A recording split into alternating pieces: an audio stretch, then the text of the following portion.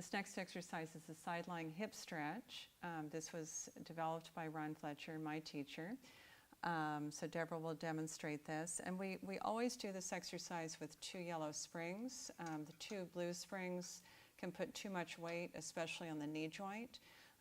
So this is more about the articulation of the hip rather than the strength of the leg. So we're really working on precise articulation of the hip.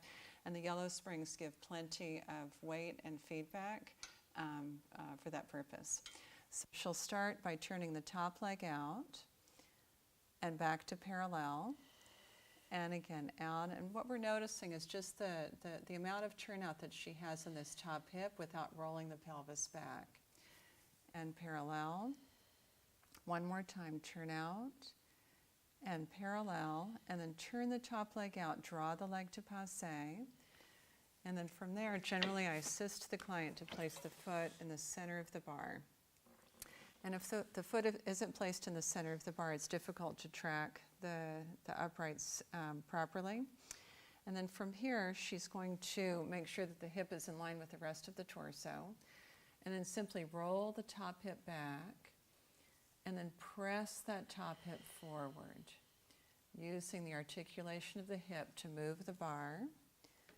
And press forward, and again, rolling back, pressing forward, maintaining the alignment of the knee. One more time, rolling back, and pressing forward, and then just articulating the foot in this position. So pressing up through the ball of the foot, and flex, and again, press, and flex. 2 more of these.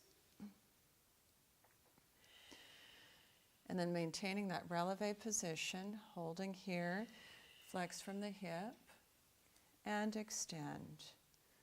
And again, flex from the hip, and extend up. 2 more times from the hip.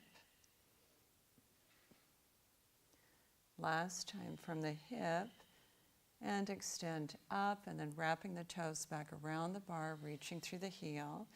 And then drawing the body to what we call a hover position, rounding up and over the mat. And at the same time, pulling the hip back. So working the upper and lower body oppositionally. And then from here, she presses the hip forward and reaches out, pressing to releve. And then draws the hip back, rounding the upper body forward. And again, full breath to extend. Lengthening to center, and then a full breath to contract back and contracting forward. And the weight of the bar, again, gives wonderful feedback to this movement. And reach, upper body forward, lower body back. Last time, and press up and hold that reach. And then just place the hand down on the mat, coming center, bend the leg. That's it. And extend the leg out and draw the legs to parallel. Good, nice. So then she would go to the other side, obviously, and it gives her feedback as to the difference between the right and left side. The one thing you have to be careful with this exercise is if there's any sort of knee issues, this is probably not a good exercise for your client.